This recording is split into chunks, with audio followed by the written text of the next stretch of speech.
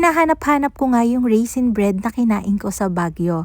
Kaya ito, tinaray ko na siyang gawin. Gusto ko kasi yung kinain namin kasi may pagka-dense. Tapos ang dami-daming palaman na raisins kaya ito try na natin. Meron ako ditong soak na raisins sa red wine. Kung wala kayong red wine, pwede naman kayo mag-soak ng raisins kahit sa water, kahit 30 minutes to 1 hour lang. Para maging moist yung raisins and hindi siya matigas kainin. So dito sa mixer, naglagay ako dyan ng 240 grams ng water, 240 grams ng milk, 2 pirasong egg, 50 grams ng molasses, and 150 grams ng dark brown sugar. And then, ilalagay ko na dyan yung 1 kilo or 1,000 grams ng bread flour, 20 grams ng yeast, 1 teaspoon ng cinnamon powder, and then papadaanan ko na yun sa mixer for around mga 5 to 6 minutes. Huwag kayong mag-alala kasi pwedeng masahin ng kamay yung ating dough, hindi siya masyadong malagkit. After 5 to 6 minutes, nilagay ko na din dyan yung 12 grams ng salt, iodized yun, then 140 grams ng butter. Then, minix ko yan hanggang sa kuminis yung dough natin ng ganito. Tumagal ako ng nasa 14 minutes mahigit hanggang bago maabot yung ganitong texture ng dough. Pero, naka-spiral mixer ako. Depende kasi talaga yung tagal ng pagmimix sa mixer na gamit nyo, okay? So, observe nyo yung texture ng dough. So, ayan, tinanggal ko na siya dun sa mixer, then binibilog ko lang siya ng mahigpit. I-rest ko yung dough for 60 minutes, i-cover ko lang siya ng bowl, then tsaka natin siya ikakat, okay? Yung binili kasi naming raisin bread sa Baguio, braided siya, oo, sobrang haba. Pero ang gusto ko, yung medyo mini lang yung gagawin natin. So, ang gagawin ko, ikakat ko yung dough natin ng 50 grams each. So, by 3 yun kasi braided siya.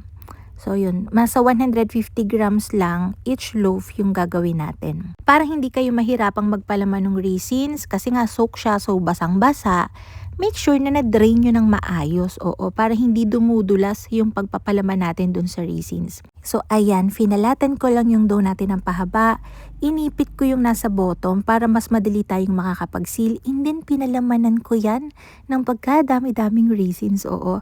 Feeling ko kaya talaga binabalik-balikan yung raisin bread sa Baguio kasi ang dami talaga niyang palaman na raisins. Ayan.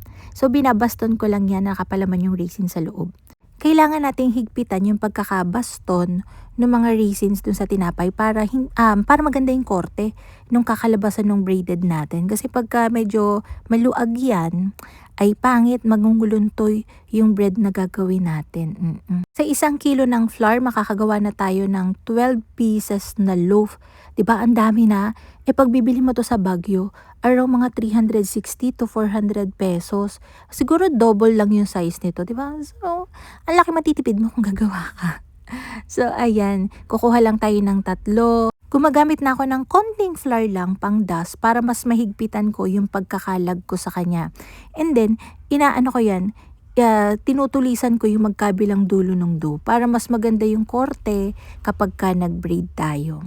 So, ayan, pinch nyo lang and then normal, i-braid nyo lang. Sa pagbi-braid, wag nyo masyadong higpitan. Kasi pagka masyadong mahigpit, kapag umalsa yan, nagbi-break or napupunit yung center. So, makikita nyo yun kapag mahigpit yung pagkaka-braid nyo. Pag umalsa yan or binik nyo na yan, may mga punit dun sa gitna. So, yun sakto lang. Nilagay ko na yan sa tray, papaalsahin pa natin to for 1 hour. Pero, bago ko siya i-rest, ang naisip ko, lagyan ko na siya ng egg wash. Para hindi na hassle mamaya pag alsadong-alsado na siya. So, yan, normal.